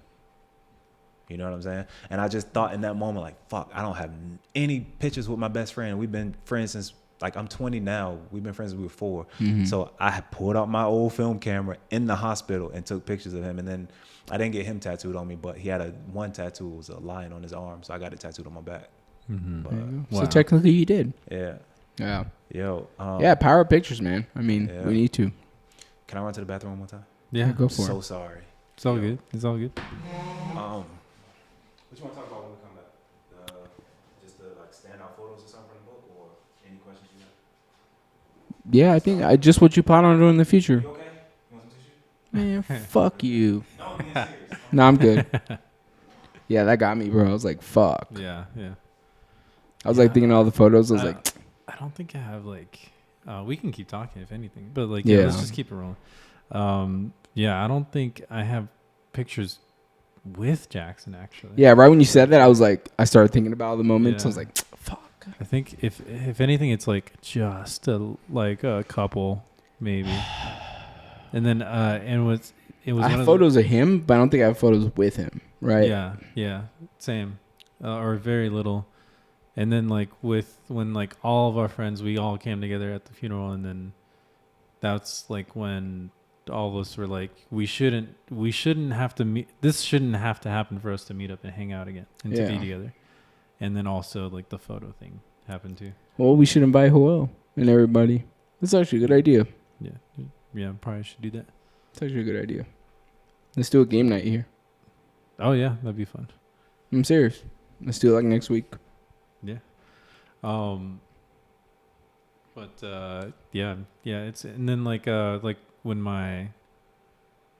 like for me too, I guess like, I don't know, we're kind of just beating a dead horse now, but like, we're not using this. I'm just talking about, Yeah. I'm just talking about that moment, man. Yeah. Like that hit the fucking spot. Which one was your boy? Yeah. That's all right. Yeah, because when you hit the fucking, dude, that's why I piss sitting down now. That's why you what? I pissed sitting down because I passed out. Remember I told you the story too. Oh. I passed out standing up too. Yeah. And I fell and I woke up by one of my fucking friends slapping me, waking me up. As some dudes see it as like a bitch position, it's actually healthy for you. I don't too. give a fuck. Dude, I don't want to die I'll never pissing. forget, I woke up off he just got his house built. And I remember I just woke up and the first thing I remember was like, Just blood everywhere. not screaming like high pitched, but just like, type. You know what I'm saying? Like, what the Why would you say that? Because like not high pitch though. Because when you hear the word scream, because when I hear the word scream, I immediately think like it's a high pitched girl, in a horror movie or film. something. Yeah.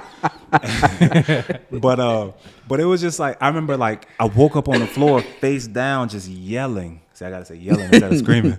And I'm just like, why is my face hurt so bad? But as I'm pushing him off of the ground, I just see blood just coming down on his brand new hardwood floors. And you were just walking around. Yeah. For some reason, I thought you were in the bathroom too. I went to go get Five Guys from the door because it just got delivered. So I had to clean up my face with Five Guys napkins, right? Damn. And I go and sit on the couch. My brother's front door is like behind. So I'm sitting on the couch with all these napkins on my face. My head hurting. My nose hurts. And I'm just like, yo, I don't know what happened, right? All of a sudden, behind me, all I hear is my fucking rude brother just like, what the fuck happened to my wall? Right? Yo. And I'm like, what are you talking about, right? So I turn around like this and I look. He's like, what is this? Yo, he had a crater in his wall like this big. And he's mad at you. Yeah. And my first thought was, this dude ain't even ask him if I'm okay. He ain't even asked what happened to me, right? But I look at the wall and I'm like, that's why my shoulder hurts. I passed out and I fell into the wall and knocked a hole into it. And then after I hit the wall, I just went straight down to the ground onto my face. So I remember seeing that photo too of the wall. Because you have a photo of the wall. Yeah, you can put it on the podcast. Fam, this dude made me pay him $500 to fix the wall. He texted me and was like, a man takes care of his responsibility. Are you serious? Are you serious? I swear, like, he gonna get mad at this. Okay. Bro, so real quick, funny No, story. but later on he asked if I was okay. But I was just like, But you still paid for it. You didn't even ask in the moment. no. But you still paid for it. He walked in with his girl, so I was like, this would have been the moment for you to act sensitive. Yeah. You know what I'm saying? You, Like, you missed an opportunity. yeah, Man. but Remember that time I got shot? I've told you guys about this story. yeah. So I didn't realize I was shot. I was walking around. It was inside like the garage, one of those garage with living rooms, whatever.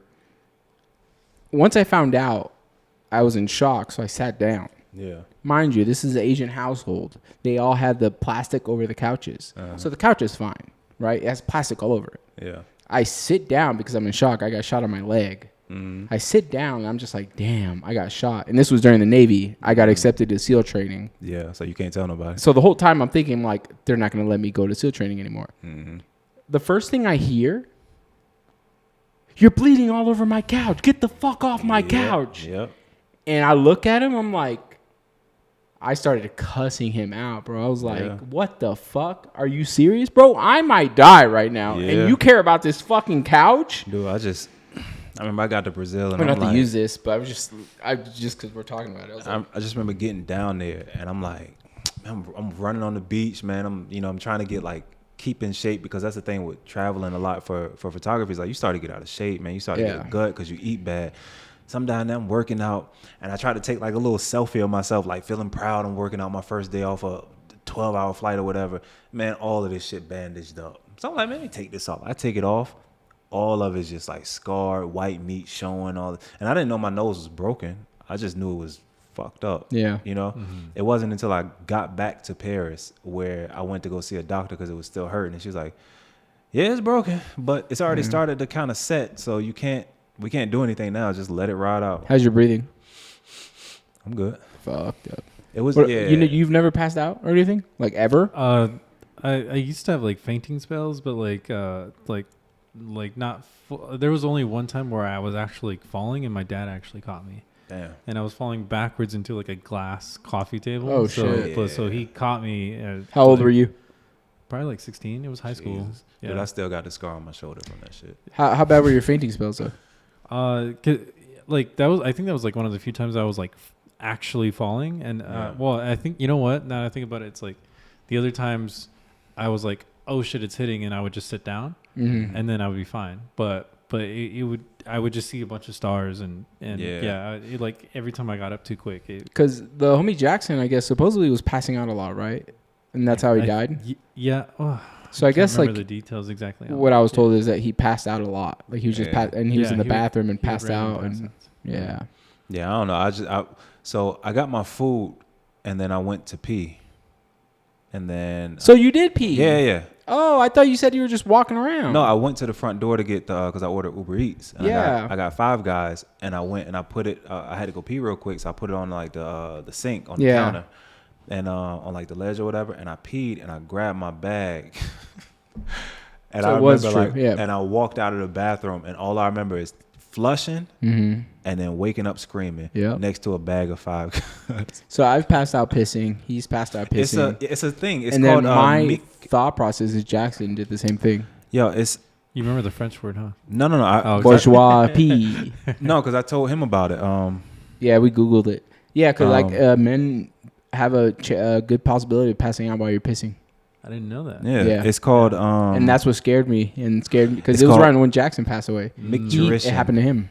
Micturition syncope, which is fainting while urinating or immediately after urinating. This is likely due to a severe drop in blood pressure. Micturition syncope is most common in older men and usually when getting up at night from a deep sleep. Oh, that wasn't me then.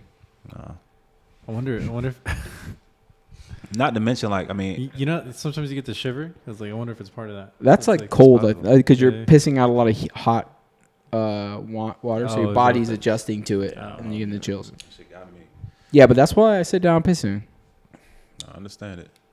Check it out. Save your life. Sit down to pee. So that was Brazil and Bolivia. One question I did want to ask you: how did you learn to shoot so good? And I'm not like joking. Like, how did you take workshops No. What did you have people critiquing you? No. Letting you know, like, no, because I didn't want to hear it. Yeah. So. Are you hard on yourself? I'm hard on myself like after the fact, like after the photos are done and published somewhere, and then I look at it for like 2 or 3 times, and I'm just like, this, that. You know what I mean? But like, I've never taken a workshop. I've never taken any type of class, any type of like nothing. I just walked around the city with my camera, and then I think I watched maybe. You're mainly a natural light shooter too, right? I was before. Now it's a mix. But I by far prefer natural light. Like I feel like before I started shooting my book, I felt like creativity was always like cut in half when I stepped into a studio.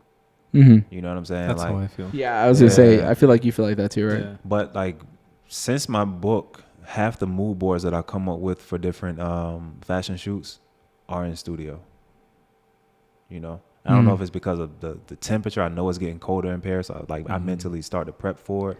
I don't know what it is, but it could just be, honestly, I'm just more comfortable now. Like, this was the first. You guys know how, like, as a photographer, nobody looks at your portfolio, right? Yeah. So it's not like back in the days. Back in the days, they did that. Yeah. Right? So now it's just kind of like, if they want to see what you did, they got to go to this person's this person's Instagram to see how you shot them. Then they got to go to this brand to see how you shot their stuff. And I just got sick of that. So I was like, I want to have something where all you got to do is look at this book and you can see all of me in it. And that was funny, was at the shoot in El Mirage in the desert in California, I got back to Paris and I started looking through the photos, and it was just like, I'm the best. No. It was like every one of these photos looks like my personality. Like, I've never thought that about my work before, but every one of them is all based on beautiful places. I travel a lot since I'm 17, 18. Solitude. If you look at most of the models that I shoot, they're always by themselves. I'm always by myself. There's always some type of movement because I was an athlete. Like, but it was crazy because like after the 4th shoot of the book, it was like, yo, this speaks to me, because this isn't like some commissioned job that I'm just putting part of it in the book. This is all me. I love that. So like when somebody looks at this book, you can tell what my style is, but you can also tell what my personality is. And I think that's like the dopest shit in the world. I don't think I've done anything like that. So it's like, but the thing is, the cool thing to think about, Enrique, is like, because the way he's talking right now is like, we kind of have done that. Like every shoot you do is you. We just need to find. Yeah, we need to find that and put together. Yeah. Because what he just said, I'm like, he has movement, individual, like all that we've done is just like, I need, because all that you're saying is like, how can I grab my photos and show who I am in one book? Yeah. And then I got comfortable with this. I got really comfortable with saying no. All right. I think no is one of the most powerful words in any language. Like, because it keeps you focused on what your goal is. You know what I'm saying? Like, you get, you know how many people contact me every day of, oh, I would love for you to shoot me in your style. And it's like, yeah, but you ain't really my style, so no. Or I would love for you to shoot such and such thing. And it's like, but that doesn't really fit me, so no. Do you know what I'm saying? And like with this, there were so many instances of, there may have been a stylist or a hairstylist or somebody who threw in some kind of like suggestion. And it's like, yo, I love what you do. Otherwise, I wouldn't have asked you to work on this with me. But no, that's not my vision, and that's not what I want to do for this. So I'm gonna keep this as, maybe we can take some other photos on the side that if you don't like these, or if you want something else that fits your style more, we can take some more of those photos. But everything that's going in this book, all 261 pages of this book, are there because I like them. Like most of the time when I shoot for. I just shot for Harper's Bazaar a couple weeks ago. If it's 12 pictures, I maybe like 3, right? Magazines never pick the photos that I like. And I've just most photographers will tell you that. So I've just gotten to a point where I accept it. There ain't one photo in this book that I can say, not only that I don't like, I don't love, because there's something behind it, but also because each one of these photo shoots was 2,500 pictures, and I had to get it down to 25. You know what I'm saying? So those are really the ones that like speak to me the most. So when I look at this, And that's another thing. I've never looked at my book. I released the Johnny Depp. I released the physical version of it that's true. at the end of 2021. So like, or early 2022. I've never looked, like I get to page. Once it was printed, you're done. Well, I get to page 4 and I start crying and I stop. All right. So you've never done like, because I can't. Because you know where things are. You showed me a page earlier, but that's because you know where it is. And obviously, Kinda, it's yeah. your I book. mean, Yeah, 'cause I had you to put do it the together. formatting, It's but your like, book, but yeah. So, but I you've had- never done a sit down and I just. can't. Like, I had 2 events when I launched like the digital version, which was on Apple Books on October 13th, because that was like, for me, it was symbolic. It was my mom's 60th birthday. So I showed it in LA, and then I showed it in Paris. And at the Paris showing, everybody kept coming up to me saying like, we love the intro. Like, the photos are beautiful, but the intro brought me to tears. The introduction, blah, blah. And I'm just like, thanks. And then I would walk away like, I don't know what the fuck y'all are talking about, because I literally wrote that shit when I was just standing in my kitchen one night. I think I was drinking wine or something with my headphones on, listening to Janae Aiko, her song Surrender. And I was just writing it out. And as soon as I finished, I didn't spell check it. I did nothing. I just gave it to my girl. That's why it has all And the errors. she put it into a print format, so I never really looked at it. So when they kept saying at the show in Paris, I'm like, I don't know what y'all are talking about. But when I get home, the first thing I'm gonna do is read it. Y'all was sitting on the edge of my bed, and I'm just reading through the intro. And every paragraph, I start to cry a little bit more, right? I can say I cried. It's cool. I mean, I just fucking cried right now. And like every paragraph, it's like more tears are coming down. And in the very last part of it, it says something about like, I present to you my first body of work, Nita. And I literally, as I'm reading that sentence, I went, like I made that sound, and my eyes just like burst into tears. And I looked at my girl, she was sitting next to me. She was like, what's wrong? And I was like, I want to read this. Like, I want to look at this book. And it was like at that moment for me, where I was just like, yeah, this is more than just like a magazine editorial. Like, this is something super cool, and it's like touches the bottom of my spirit. You know what I'm saying? Yeah. So yeah.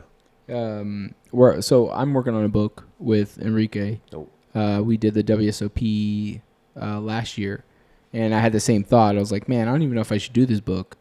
And then remember I told you I looked at the photos like a couple of days ago, and I was like, okay, Yeah. I should do it. Because I was like, it brought back so many memories. It's like a year and change later that you look at the photos again, and then now the photos are hitting. Yeah, because it was the last year at Rio. It was the last year at Rio. And that same year I was looking at it, I was like, is this really like a thing? But that, that event's been there for so many years. And that was the last year, and we were able to capture it. So I was like, this would be a perfect book for people to see. Honestly, man, whatever speaks to you, and before, like, quick. So I never looked at my book because I can't get past the intro. Like, it just, because it's dedicated to my mom. I just can't look at it. Right. Yeah. So everybody else tells me they like it. I'm like, all right, cool. Like, rest in peace, mama. You're looking at a book that I've never seen. I've seen all the photos, but I haven't seen it together. But like, yeah, anything like that, man. Like, if it's special to you, work on it. Like, yeah. I felt something, so I was like, oh yeah, I see it. It's like, and in my mind, I had the goal of, okay, I want to make a certain amount of money, because the goal in the end is, and I used to tell my mom this, I want to take the money from this and open a photo studio where I can rent out during the day, and then at night, kids can come and learn photography and post-production for free, right? And I would name it, like, when business plan has been done for years, right? And I needed a name for the business plan, so I put Studio Elaine. Elaine was her middle name. So she would always text me or call me like, all right, how's Elaine coming? And I was like, I don't know, right? yeah. So the goal of the book is like the proceeds go to creating this studio space. I like that it's centered around education. Yeah. And like, because I always tell myself, if I ever move back to the States, I'll probably be a teacher. Not necessarily that I love teaching, but I feel like I just would be a good fit for it. Yeah. I can relate to that, because my end goal for photography is to teach. Yeah. So yeah, that's one of my things. I can see that. And like my goal was never, the end goal was I want to create something with whatever the proceeds are, but it was never like, I got to make money. I just for once focused on, make something that looks beautiful to you, to your eyes and to your spirit. Because every time and y'all can attest to this, most times when you take a money job, you can tell by looking at it, it was a money job. Am I right? Yeah. Like, you can look at it and tell, like, I kind of skimped on the art part because they wanted this. This was an order. You know what I'm saying? It just happened to be in an art form, but it's still in order. And I just didn't want any of that for this. I just wanted to like really put all of the art into it. And the funny part is like in the first 2 weeks, I made more from selling this book just on my website than that entire year that I did shooting for magazines. Damn. Like, just because I found like for once I was just like, yo, the money is really not important. I just want to make something that. No, it was great. Yeah. If I die tomorrow, somebody can look at this and say, this is him. Do you still have copies available for? Yeah. So. What's your on your website or? Yeah, it's demarcusallen.com/Nita is where you can buy the book. So I've officially sold half of. Oh shit! So we got which is perfect. Crazy. Yeah, because it's cool if we put some photos up there, right on the. Yeah. The thing is, like, the book is over 250 pages, but it's a big boy. But a lot of the photos, like not all of them, but they're photos that I'll post online, and that's always the trick with this type of stuff is like, if you're selling something, how much of it can you really put online before people start to feel like, okay, well, what's the point of buying? It's different. You know it's still different though, right? This is like, with this, for one, you're buying it because you want to have like a piece of, like, I don't call this a book. I just call it a photo book. I just call it a book of artwork. You know what I mean? And a lot of people feel the same way. So they want to have that at home. Also, they're buying into the idea of what is coming after the book, which is me opening a workspace where kids can come in and learn. Yeah. So it's like they're buying into that too. Support. Yeah. And I put it at a certain price that I felt like, like I can make my money back from what I spent, but also it's worth it. And in the end, if it's your art, nobody can tell you how to price your art. They either want it or they don't. You know? There you go. So, yeah, man. Where can we follow you? At Demarcus Allen, DemarcusAllen on Instagram. What's your TikTok? I don't do that. I don't do that. Is it just mainly Instagram? Yeah, because my Facebook I never check. And then your website, of course, if you want to pick up a book. Yeah, it's demarcusallen.com/Nita. I was doing the digital version and the print version, but now it's just print. Because everyone, that way. Not everyone, but a lot of people that bought the digital ended up going back just like, it's dope. It's not the same. I want to touch the paper. Yeah. And like I went through weeks of trying to find like the right paper for the book and all that kind of stuff. So real quick, Andre, street photographer? Andre D. Wagner? Yeah. So he showed me a street photographer, one of his favorites. He talks about photo books. And he was just like, yeah, man. He's like, I don't even look at photos on my phone or anything anymore. He's like, I've learned that there's so many distractions on phones, laptops. He's like, bro, just pick up a photo book and look through it. Yeah. He's just like, you'll feel that inspiration. And I was like, and then like, so that after I saw that video, I started picking up books, and I was just like, oh, this, I was like, on let me the try phone, it. Everything looks good on the phone. Pictures taken with an iPhone look good on the phone. And it's different though, too, right? Though, because you're looking at a digital screen. When you pick up a book, you're actually like feeling the print. Yeah, and I tell people like every time somebody buys a book, I always tell them the same thing: don't look at it until the weekend. That's first thing. Right. I don't want you to have a busy schedule like where you start looking at it halfway, half-ass on a Wednesday night or something. Wait till the weekend when you have nothing to do. Get you a nice glass of wine, get you some chill music. And I really, truly just want people to look at it and just let their mind go on vacation. You know how long? Sorry. Oh, no. But legit, because like this whole book, this whole project for me was like, for one, it was an exercise of like how to work through depression. Because like I lost not just my mom, the pastor of my church who was like my second dad, my two mentors, my nephew to COVID, two of my friends died to gun violence. Like all these people within like a year and a half. So yeah, so like the second time I went to Brazil, whenever I thought I was partying, when they saw like my IG stories, I was there. I had to shoot one day. Every other day I was there, I was literally locked in my Airbnb under the covers sleeping just because I was so depressed. So for me, I also created this book just to have something where anybody who was feeling like that type of pain, you could just look at this and let your brain just go on vacation. Even if you look at this for 30 minutes, where you could just take it with you to your office or have it at your desk where I just want my brain to just not think about anything, not think about how he shot this, not think about the Photoshop. Just look at it and say, damn, this is beautiful. Like that's all I want people to say. You know what I'm saying? I don't want you to. He's breaking barriers, or no. Just look at it and just say, get lost. Yeah, get lost in there. It's just it looks nice. Mm-hmm. You know what I'm saying? Awesome. Yeah, no, I was just gonna say.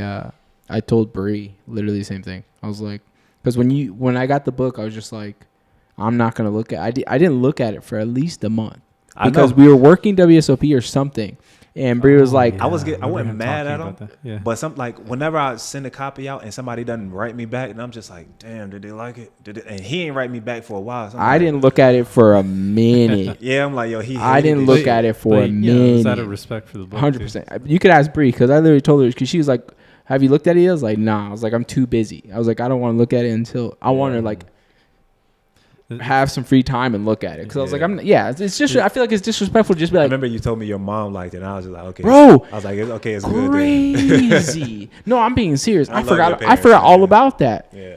Once I told her whose book it was, she did not put it down. For real?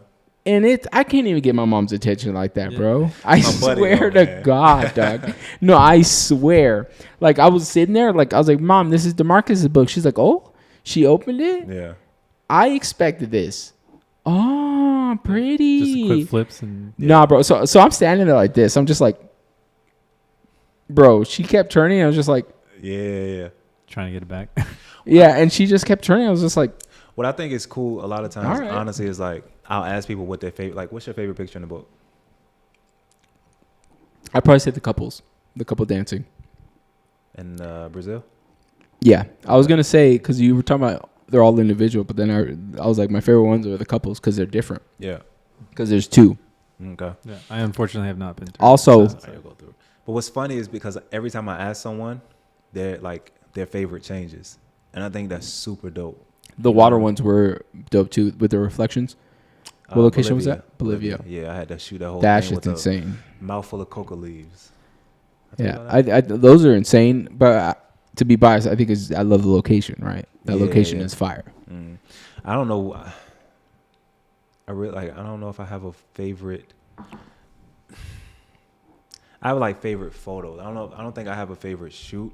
Mm-hmm. But there are certain, for example, there's a side shot we can put up on the screen of the model that I shot for the Oil and Water series, the jewelry series, where she's like, it's a profile photo and her neck is like just stretched out and elongated, and she's wearing these earrings from they're like 200,000 from like Louis Vuitton or something. Yeah, and it just looks super cool, and I don't know why, but that just every time I see it, I'm just like, I can't believe I took this. But then next week it'll be something else, like it'll be the shoot in Namibia with the guy, you know, who's like a jumper. That was sick too. Yeah, I'm surprised you got video of that too. Have you or a thought of getting any specific shots printed and put on your wall, just like for yourself, not for people? But like, I thought about it, but like it's a collection. It's not just a singular thing. So I don't know. It's hard. Like, you know how it is, like with your own work. For me, it's like it's hard to have it at home. I don't know why. So like what we've done, like so. Now I'm just there. I have 9 picture frames, about yay big at home. So I'm just gonna make like a tile wall, and it won't be the photos necessarily from like of the models from the book, but it'll be of the locations. Right. Yeah. So nice. yeah, I think I don't want photos that I've shot. I think mine, because I do want to print, and it's a drone shot actually of Makdim, Dennis, all like my friends on my birthday. You know how we went? Yeah, that day. Yeah. I got the drone up in the air and shot a photo. Is that when I first met you, Malibu? Yeah, that day. Oh my god. Yeah, we camped out and I was high on yeah, gummies. that day. So I slept in the tent thinking I was gonna get attacked by like a coyote or something. I remember you talking about that was a beautiful day. Yeah, man. So yeah, that's what I was gonna say. I was like, it's not even moments of like photography that I've shot or like great photos I've taken. It's about that moment, right? Like all you guys came, we drove out there, we camped, you know, Uche came, like everybody just came out and hung out. My parents came, they fucking hate camping. Because I've never been around, like I've never really had a birthday, but like I told you I'm having a huge party for my birthday this year. Yeah, we might go. But like it's kind of inspired by your birthday, because I was out here and it's just like, yo, everybody came out. Nobody's fighting. Nobody's arguing. Everybody's just at the beach barbecuing. Your parents were there. Like your boys were there from Vegas. People from LA were here. Yeah, so many different people. And we just all had fun. All together. You know what I mean? Like, I just thought that was really cool, you know? Yeah, so I want. There was a drone shot where a lot of people are going out to surf, and I'm not even in that photo. It's just like 2 people I know. I think Magdeem and Dennis were in it. That was the day that your dad was like having a blast with the drone. That day, Yeah. Yep. That's that photo I want printed on the wall. Yeah. Of just it's like a drone bird's eye view of a bunch of surfers, and you can just see the water hitting the shore. And I think we're on the beach. Yeah, it's a beautiful moment. That's dope. So yeah, just capture moments with your friends and family. Don't be shy. Yep, don't be shy to capture those moments, but also don't be shy to like follow your dreams, man. Like this world is filled with people who never follow their dreams and they just walk around pissed off and angry every single day. Yeah, your time is short. What I'm saying? Yeah. It's like, look how many people, like, look at the news today, man. Look how many people die every day. And you look at them, if you know them, and you're just like, yo, he literally just took care of his kids and went to work. Like, he didn't do nothing that he was passionate about. Or she didn't do anything that was like her real passion in life because she got stuck in the cycle of like working for somebody else's dreams. And you can do both. You know what I'm saying? If you it's totally cool for like a job to finance your shit, but like work on what speaks to you. You know what I mean? Like follow your passions. I'm just real big on that. Cheers to that. Demarcus, thanks for coming on. Yeah, man. I'm scared to drink. I mean, we could talk forever, man, but happy you're here, brother. Thanks for everyone listening. Demarcus, thanks for being here. Appreciate it. We got to get some sleep. We got to work tomorrow. It's late. Yeah, man. Get the book. Thank you so much. Just be on the lookout for Demarcus's YouTube channel. It'll be coming out. It'll be up soon, I promise. I just gotta work through some things. When the time is right, it'll come out. It'll be up soon, man. He just got to keep pushing me. Like I just wanted everything to be perfect, and as they say, it's better to be finished than perfect. So yeah, I mean that's what we do with this podcast. We're like, fuck it. Yeah. And shout out to Zoom Pod Track 4 for saving the day. Shout out to Enrique for purchasing it, because boy, that would have fucked everything up. Yeah, it would have been 2 on the mic like the Temptations. Because Demarcus is over here drunk, breaking my hard drives. Hey, man. All right, y'all. Thanks for listening, everyone. All right. Later. Peace.